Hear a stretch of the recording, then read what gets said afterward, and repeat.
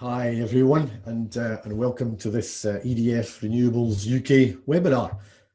Today we're going to be looking at the supply chain opportunities from the forthcoming construction of the operations and maintenance base at Eyemouth for the Neart offshore wind farm. Now I'm not going to call it Neart from here on in, I'm going to call it NnG because it's easier. But it's important to say at the start, this is not dealing with the construction of the wind farm itself. There will be a separate webinar on that subject on a different date. I'm Callum Spreng, and I'm going to be hosting today's webinar.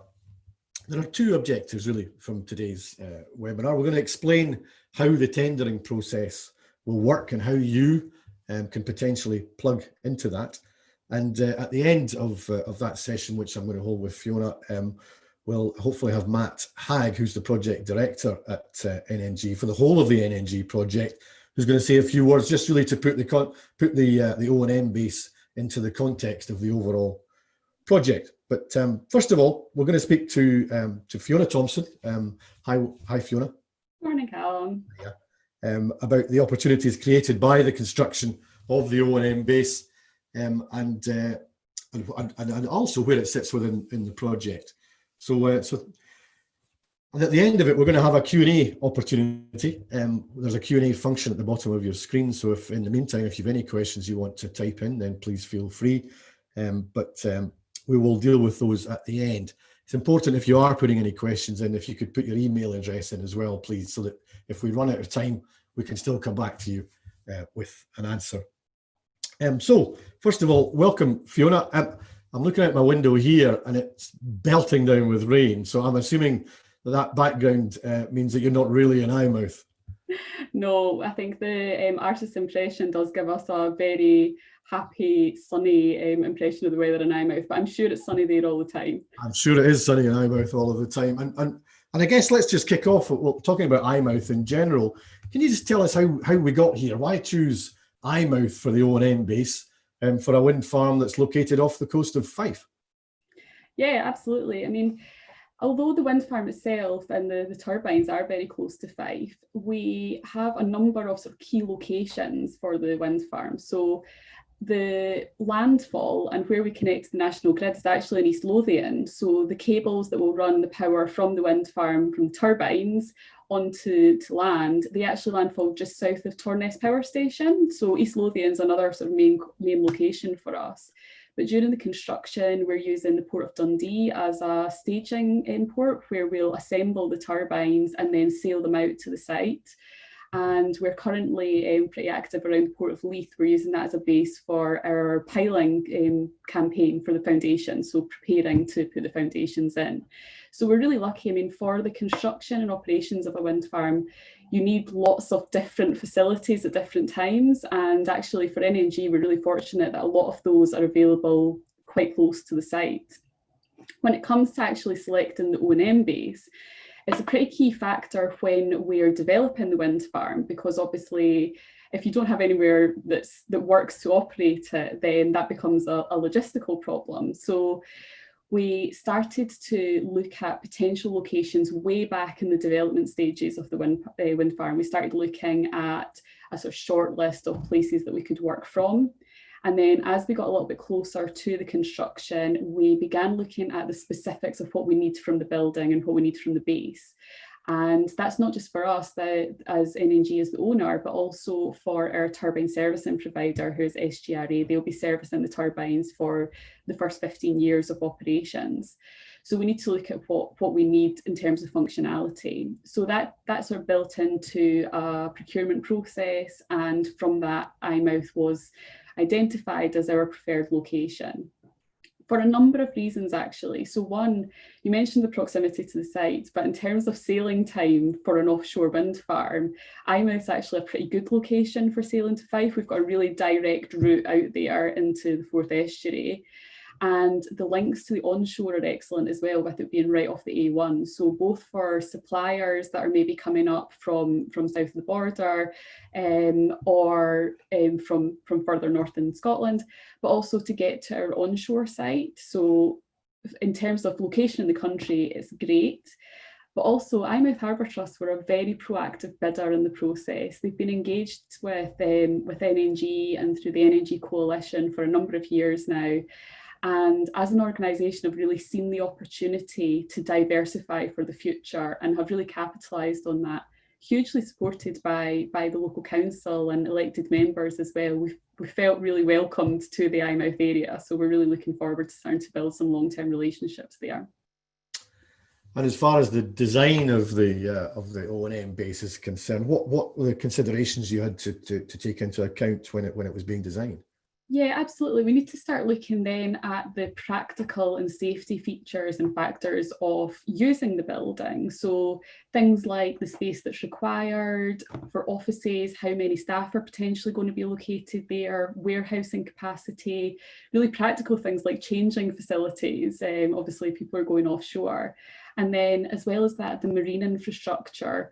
So having pontoons installed and then balancing all of that with the fact that Eyemouth's a conservation area. So we've got to be sympathetic to that in the building design. So there's quite a lot of factors to balance in that. I've worked on this project for a number of years now, and the issue of safety has always been a prime consideration. How big a part does that play in the construction of the O&M base? It's huge. I mean, for NnG and for EDF, we cannot overstate the importance of safety. Zero harm is our driving factor in everything that we do. So when we're designing the building, looking at locations and things like that, we need to consider that we're going to have HGVs coming in with loads. We're going to be getting people and equipment moving around both the warehouse, the O&M base, onto the pontoon, all of the time. So that needs to be factored in. And then in a marine environment, you've also got things like weather concerns, any constraints on the harbour to consider. But ultimately, moving people from the O&M base onto vessels, out to the site, and back safely, that's the job. I mean, the main driver for us in our everyday work is just bringing everyone home safe every day. And we've got to think of that when we're designing the building as well. So it's not, safety is not just about out at sea, it's on land as well. Absolutely. Things like holding the handrail and all the practical stuff is what actually instills that safety knowledge in all of us. So it's a way of life. So what stage are we now in the project, in the construction project? Yeah, in terms of the O&M base, obviously Eyemouth has been selected as our preferred location. A lot of people will be aware that planning consent was awarded from Scottish Borders Council, and so we now have planning consent in for the warehouse and for the O&M building and offices. So it's a 3-storey building plus warehousing. The building design is now in place. That was done by Christopher and Wright Architects in their Glasgow office. So I think if the technology hasn't let me down, it should be behind my head at the moment as well. But I think we've also got a few images. Maybe Dylan could put up the slide. Yeah, here we come. Excellent. And we're actually now very close to finalising a lease agreement with Eyemouth to formalise our commitment to the location. And what about the sustainability of the building, Fiona? Tell us a little bit about that. Yeah, absolutely. So the building itself is planned to have a B energy performance rating. So as I mentioned before, we're building in a conservation area, and with that, we do have a little bit of a trade-off between aesthetics and efficiency. But this will be part of the sort of wider EDF portfolio. And in that, we're constantly reviewing technologies and how we can be more sustainable in our own plant and buildings as well. So, for example, we weren't able to cover the entire roof space with solar panels due to that wouldn't be in keeping with the area. But we have been able to utilise a lot of the roof space for panels. And one of the things that we've done is put some electric charging points in the car park for our staff use. That has then been designed kind of future-proofed, and from today's Prime Minister's announcement, probably a good plan to install further points as electric vehicle use becomes more common as well. So we've been thinking certainly with one eye on the future, because this is going to be a building that's there for certainly at least 25 years. So certainly thinking about that. Okay, so getting to the point that most of the people on the call are particularly interested in, what comes next in the tendering process? Where are we in the tendering process and what comes next? Absolutely. So we're currently tendering for two main contractors for the O&M base. We have one tender out for the pontoon and the marine works, and we're fully expecting that we'll be able to announce the preferred bidder for that in the next few weeks. We've more recently put out a tender for the design and build of the building itself and the civils works around that. And we are hoping to be able to announce the preferred bidder early in the new year for that package of works. So the process for selecting the main contractors is well underway. Most of the people joining today, I think, are interested in the subcontracting part of that. What should they do to make sure they get the best chance they can of being considered for working on this project?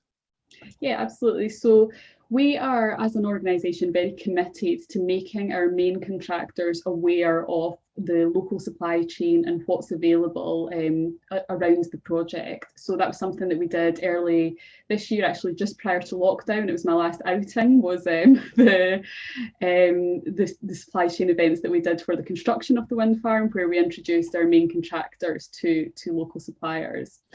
So things are a little bit different this time, and as part of the tendering process for the design and build, our bidders will be required to submit lists of their preferred subcontractors. So for any of the companies on today's session that are interested in supporting elements of the build, if they can provide their contact details, email, and just a few words outlining the sort of function of the business, into the chat function, or to drop us an email before Friday this week.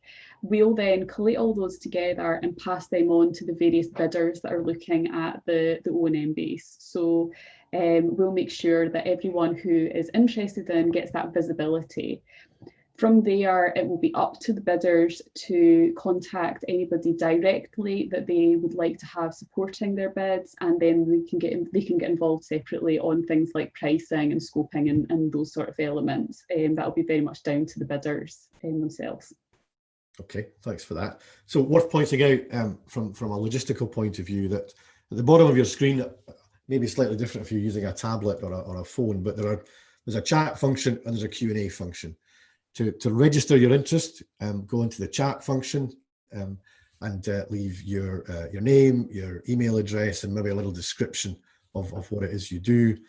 But and as I mentioned at the start, we're going to have a Q&A session at the end. So if you've got any questions that you'd like either Matt when he joins us or Fiona to address, then please pop those questions in there. I see they're coming in already, which is great. Just pop it in there, but please do remember to put your email address in there as well, because if we run out of time, which hopefully we won't, we'll be able to come back to you directly. So back to the O&M base build.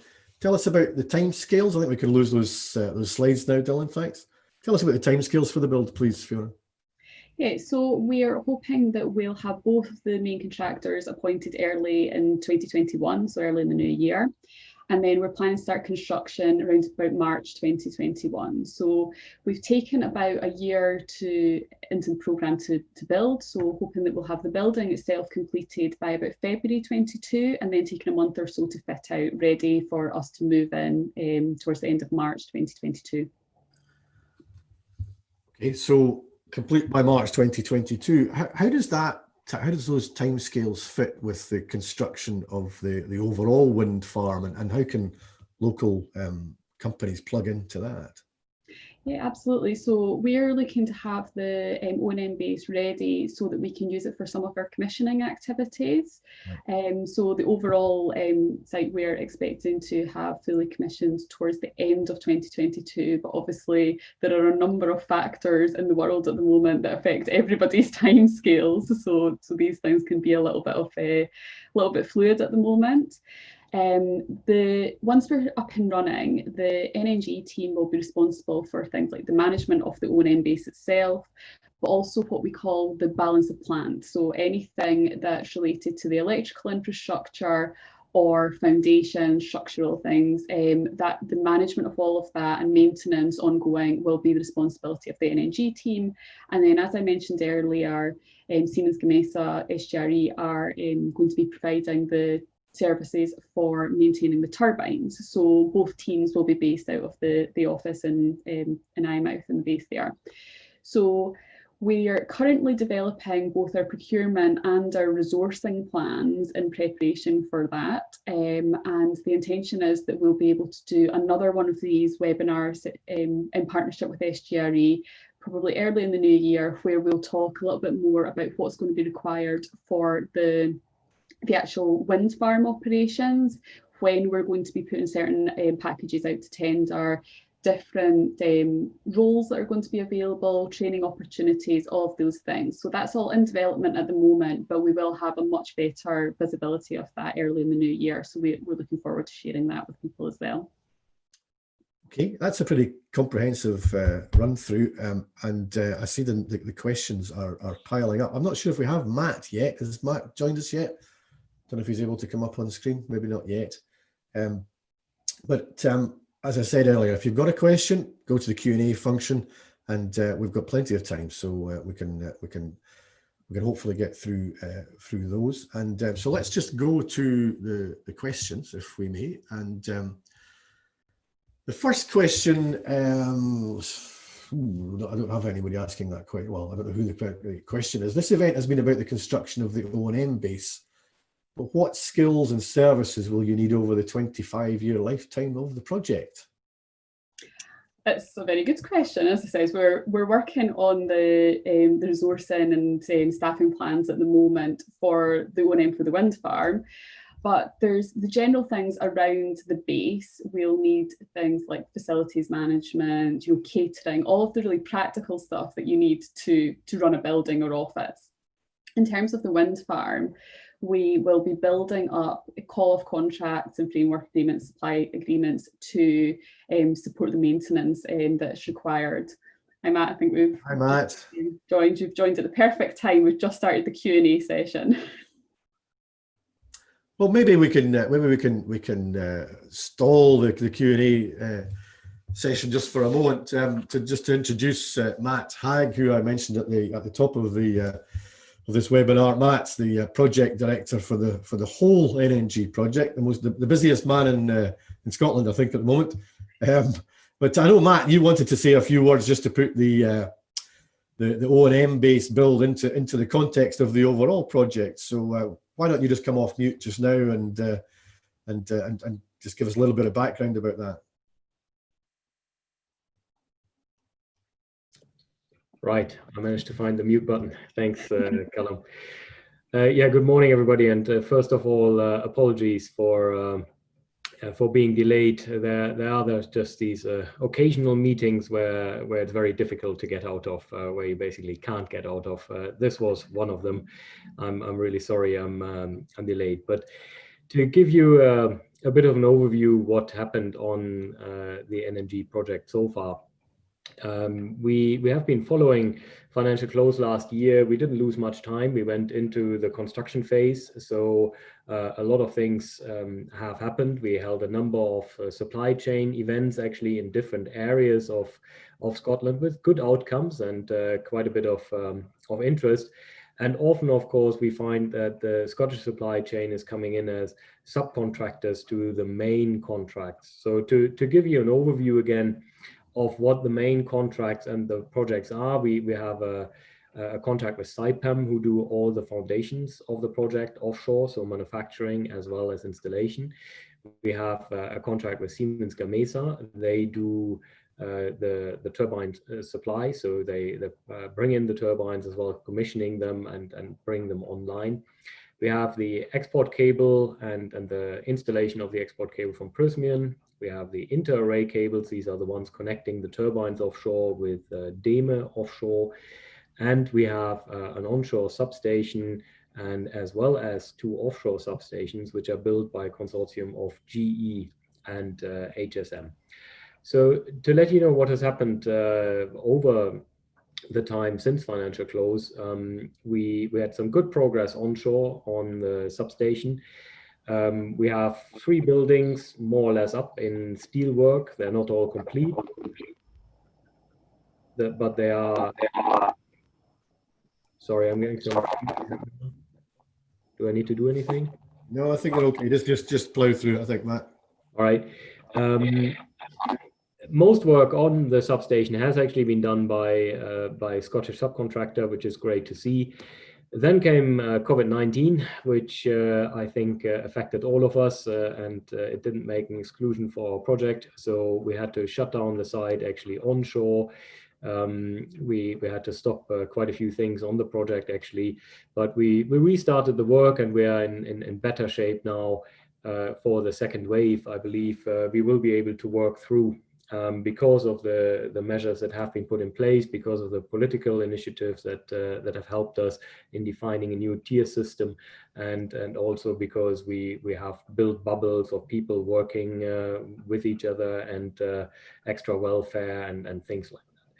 So on the export cables, we're working on the onshore side. We've laid some, I think, more than 50% of the ducts by now. We carried out some directional drilling underneath the beach, as well as on the network rail and A1, and that is continuing well. On the offshore platforms, 2 platforms are being built basically by HSM, and that is progressing well, and other manufacturing like transformers, switchgear, and so on is also taking place. On the offshore side, we had vessels offshore. Boulders have been cleared on the cable path. UXO, unexploded ordnance, have been put out of the way. So basically, when we come with the cables, we find a more or less clean seabed to work on. Other than that, again, manufacturing of cable has, of course, been progressing. There have been a few hiccups, for example, on some jacket supply with BiFAB, as you might have read in the news, but in principle, we are progressing. We have Dundee Harbour as our pre-assembly harbour, and they are preparing for the project, which is great to see. We have the quayside there, the roll-on, roll-off facility, and general clearance of the area which we're going to use. And that brings me then to Eyemouth, where of course there has been very good progress to our beautiful O&M building. You see in the background of Fiona there. We will need a wide range of suppliers and skills to support the building of that O&M base, and that's what we're here for. So we're very it's very good to see the interest in this, and we're counting on your support. So thank you for that. That's great, Matt. Thanks for that. And just by way of measuring that interest, there's 122 people on the webinar this morning, which does give an indication of the level of local interest, which is great. Okay, so let's go back to the questions. Now, you're going to have to forgive my pronunciation here, but question from Edward Boxall: is the intention to also use the Aconex, or is it Aconex, collaborative platform for supply chain coordination as used on the main wind farm project? Maybe that's a question for Matt, I don't know. I would typically not see that as necessary. It depends maybe on the size of the contract. Aconex is, of course, a very powerful tool, a very big tool, but it does come with a certain administrative burden, I would say, which I would hope that for some of the smaller contracts, maybe we could avoid. I would say we have to get back to you, and it may be individual on what contract it is, and what contractor is involved, and maybe also how much information has to be shared. We may use it, for example, to share some of the general information if there are large files or something that need to be shared. It's a sharing platform. But in terms of all communication, I would not expect that everything has to go via Aconex. Okay, as I mentioned, there's 122 people on the call. We've got 9 questions outstanding, so I suspect there's probably 1 or 2 things that are on other people's minds. So I would encourage you to just pop those questions into the Q&A function. This is an interesting question. Will members of the public be able to visit the centre, or is it purely for staff? I think that's probably for Matt as well. I would say we should certainly have an open day or something where people of the public will be able to visit and see it. I would not expect that it's generally open to public because there are, of course, operations which also in terms of health and safety will put restrictions on that. But I would highly recommend that we have something like an open day. Fiona, I don't know whether it's planned already, but if not, I would be certainly supportive.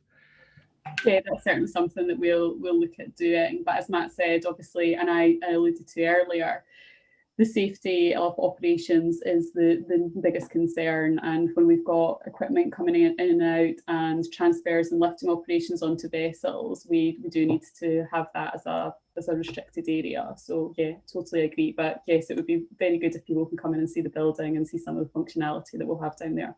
Sounds like a consideration for Open Doors Day or something like that. When we can have Open Doors Days again at some point in the future. But Neil Milligan is asking, what's your views on what constitutes local? Is that the Eyemouth area, or are you looking at the wider Scottish area? Maybe that's one for you, Fiona. Yeah, absolutely. And this is something that we've been giving quite a lot of thought to, because obviously the term local can be down to interpretation.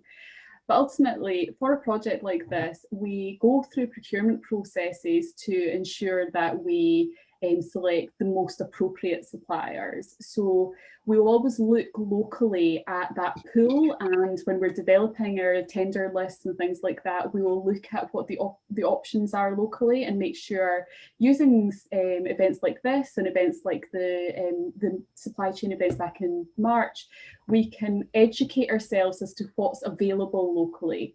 So making sure that we're not missing anybody is important, but ultimately it is a commercial project, and we do need to make sure that we're ultimately getting best value for the consumer. So there's a balance to be caught there. So local for some services may be different from local from others. So it's certainly something that I've been wrestling with over the last couple of days, thinking that may be a question that we got today. But I think that's probably the best answer that we can give. I don't know if Matt, you've got anything to add to that.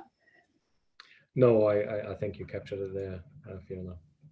Okay, thanks for that. Paul Smart is asking, will you be requiring contractors and subcontractors to take on modern apprentices as part of benefiting the local community? Another local question again. We EDF Renewables do have an apprenticeship scheme that we run as a wider organisation, and that's something that we'll be looking at integrating NnG into in the longer term. SGRE do a similar thing, so they've recently recruited 2 apprenticeships with a view of being involved in the Eyemouth project, but it's not something that we've specified in the tenders at the moment for contractors for the base. It's certainly something that we're supportive of, training opportunities related to both buildings, but also the wider sort of green recovery is something that EDF is very supportive of. So it's certainly something that we would encourage. Next one, also from Paul Smart. It's more of a suggestion masquerading as a question, I think, here. Is it, have you made contact with Borders College to identify supply of appropriately trained graduates to meet your skills requirements? I actually had a very good call with Borders College last week. We're in regular contact with both Borders College, but also with the Energy Skills Partnership. So we've been starting to look at the types of skills that are going to be required for the wind farm, for operations, and they're actually starting to look at things that they can change in their curriculum to be able to deliver some skills and training closer to site, with obviously having a bit more of a market there. So we're in very regular contact with the colleges. The local high school has been very supportive, and the other high schools in the wider area we've also spoken to about things like advertising opportunities for apprenticeships. So when SGRE were advertising their apprenticeships a few months ago, that went out to all of the local schools right up to East Lothian and right across the borders as well. So we're very much committed to that local community. Thanks for that, Fiona. Here's the $60,000 question. How many jobs is this likely to open up? It's always a very difficult thing to put numbers on these things. Sometimes they'll advise as well, but there's the second part of the question is, and will this information be available in the new year? Yes, absolutely. So we're designing the building on the basis that we'll have up to 50 full-time staff, but obviously different servicing campaigns throughout the year, that may increase, and there'll be sort of peaks and troughs in that, depending on the activities that are ongoing at any time. But we're looking at core staff between ourselves and SGRE of up to 50. So, as I said, we are working on our resourcing plans for the NnG side at the moment, and SGRE are doing the same, and we will have a much more visibility of that early in the new year. And hopefully things like training opportunities, we'll have a better idea of numbers and timescales against all of those roles early in the new year. So that will be more of a topic on the next session that we run. Daniel Brown is asking, looking backwards here, how early in the process did Eyemouth Harbour Trust engage with the project? I mean, we're talking years here, aren't we, Fiona? Before my time. No, I know from discussions with the development team that Eyemouth Harbour Trust have been very involved in the early days of the NnG coalition. So for some people that are maybe not so familiar with that, that was a group of actually supply chain and local organisations that supported NnG prior to transferring over to EDF back in the mainstream days when we were going through the judicial review with the RSPB. So yeah, a long time. So Christine and the team at Eyemouth have been very proactive for a very long time with the project. Okay, a question from an anonymous attendee, but one I guess that probably does concern a lot of people on the call. Will the majority of this work actually go to the big contractors? Maybe that's one Matt could address. The short answer is no. I mean, that's what I keep saying to the Scottish supply chain. I think I referred to it in the beginning. While we have big contracts that do go to large companies, these large companies do need actually suppliers locally. They're keen on suppliers locally. As I mentioned on the onshore substation, I think there are very few people who are actually not Scottish suppliers who've worked so far on that. IH Brown had the main contract so far for all the civil works.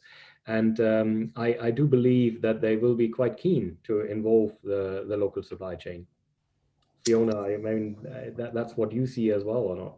Yeah, absolutely. And I mean, just if you think about it from a purely commercial point of view, things like trades and those types of works, it's more financially viable to use local suppliers to do that than bring people from further afield. So that's where we really want to use events like this to understand what's available locally and then pass that on to the bigger companies. By the nature of things, sometimes we do need to contract directly with larger organisations to do big packages of work, and that's down to just the value, size of the contract, the liabilities attached to that. But we really do encourage those organisations to engage and be put thought into their sub-supply chains. Okay, time for a couple of technical questions. Which shape of pontoon is going ahead, asks Roy McFarlane. Do you know what shape of pontoon, Fiona?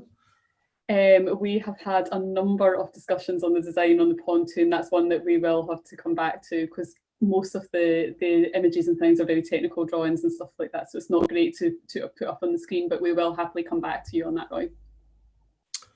Okay, another technical one. What operational communications will we require? Is there any existing wind farm telemetry system in place from other projects, or will there be a new system tendered for this project? That's maybe one about the wind farm as a whole rather than the O&M base, is it? Yeah, and I can answer that actually. So we will use a number of different techniques to communicate. We'll have Wi-Fi on the platforms and in the towers, and a lot of the things that the technicians will be using, they'll be tablet based. So it means that they've got a live link then back to any documents, and we can use that for things like inspection reports. But we also use a DMR radio system as well, which is currently adopted with other EDF wind farms, and that's the approach that we'll be taking with NnG once we're operational as well. Yeah, the main communication goes through the cable that we're laying, which is landing at the substation then, but there is additional backup systems basically that I believe are planned for already. A general question about the O&M base from Jake Rutherford. Will it be operational 24/7 when it becomes operational? Yeah, essentially works out of the wind farm are limited to daylight hours. Obviously, then we have emergency situations which are down to specific planning, but essentially the building will be open and functioning from a control room point of view, but we will fall over to out of hours control rooms. So everything will be working 24 hours, but the activity will be probably limited to daylight hours. Okay, Kevin Sarsted, are you planning to maximise the adoption of digital technology, such as the use of onshore operations centres, digital twins and predictive analytics? Yeah, those are actually all tools that we've been looking at recently. And as I said, we're looking at the moment at the procurement and resourcing plans for over the next few months. Things like our marine coordination tools, CMMS, all of these things that we use to actually function as a wind farm. We're certainly looking at what's available in terms of technology, but the digital twin tool is something that's very interesting for offshore operations, because anything that we can do to limit the number of people that needs to physically go offshore to look at something is always helpful. So that's something that's, it's one example of interesting technology where industry is catching up to support safety offshore. Stuart Buchanan's asking, where do you advertise any tenders and opportunities for the wind farm? It depends on the opportunity. As we are going through, our procurement team have got a wide list of interested companies that are through the things like the Forth and Tay cluster, Deep Wind cluster, the original list from the NnG coalition. So that's one of the main places is that we'll contact people directly. I think there's also an idea that we put some more things on our website, right, Fiona? Website, and also I was just going to say social media as well. We have our social media platforms, so things that are relevant to share more widely. That's something. It's difficult to catch the balance between bombarding with absolutely everything and then people miss things as well. So yeah, that's something else that we're looking at. Tim Smalley asking, we've got about 5 minutes to go here. What shore-based qualifications and approvals will be required as part of the procurement requirements? Is it a prerequisite, for example, to hold ISO 9001, 14001, those types of certifications, or does it depend on the opportunity? It depends on the opportunity. When we're looking at like individual contractors as part of the resourcing for the wind farm, we'll have a skills metric that's related to that. So we'll have minimum requirements that are looked at, but it's something that we look for on a case-by-case basis. Scott Constantine, what considerations have been included for a preservation area and a preservation supply at the O&M base? I'm wondering if he means about conservation area or it does say preservation area. Maybe we can come back to that, Scott, if you can elaborate on that question a little bit. We've only got a few minutes, so we can come back to you separately.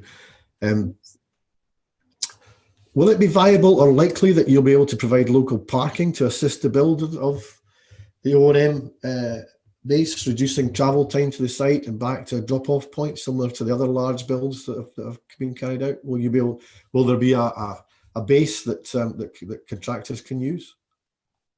We'll certainly have appropriate parking for the site. We are looking at different laydown areas as well that may be required during the build, but a lot of these things will come down to the final decisions, which is part of the design and build tender. So we're not pre-planning some elements of that, because obviously it's dependent on the final design and programme that's provided by that preferred bidder.